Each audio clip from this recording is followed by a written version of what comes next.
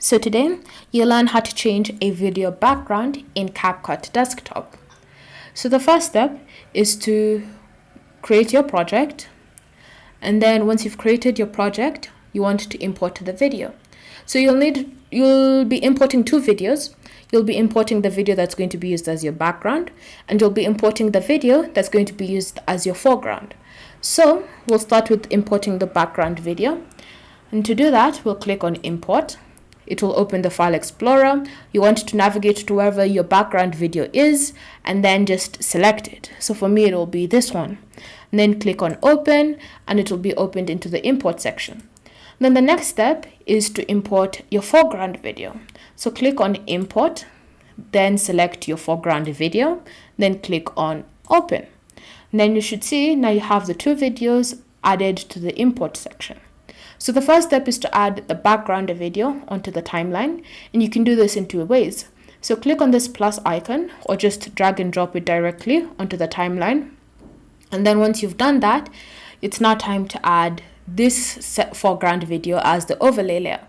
And to do that, you can do this in two ways. You can just click on this plus icon. It will be added onto the timeline directly. And then you can just drag and put it on top of the other video. Alternatively, you can always just drag and drop it directly on top of the background video. Then you also want to ensure that the two videos are actually aligned time-wise. So you'll need to cut the video. So you can choose to move this timeline to wherever the first video ends and split it and then delete that part. Or you can just move the end of the video all the way to where the first video ends. So you want to ensure that the foreground and background video are matching in their timestamp. Then once you've done that, you then want to go to the next step, which is removing the background. And to do that, you want to select your foreground video like this. And then you want to come to the video section, click on Remove BG. And then the best way to do this, if it's multiple colors in the background and not just one color, is by simply selecting Auto Removal. Once you've enabled Auto Removal, wait for the processing to complete itself. You can even keep track of how long it's going to take by looking at this percentage right next to it. Depending on the length of your video, it might take a long time or it might take a short time, so just wait patiently.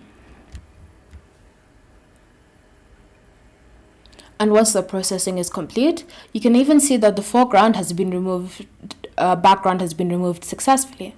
So now, if you want to shrink it down, you can just look for these handles on the foreground video and then just use it to shrink down to your liking. And then you can move it to wherever it is you want on the background video. So now when you play the video, you'll notice that you've successfully removed the background. You'll also notice that some of them, during the auto removal, some items have actually been removed at the same time as the background. And if you want to avoid that, then you'll need to disable the auto removal option, and then you'll need to select stroke.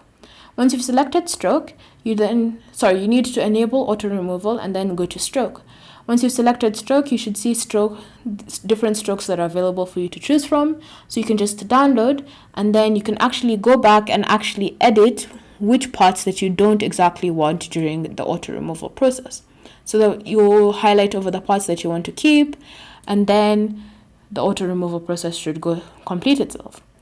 You can also choose to increase the size of the stroke.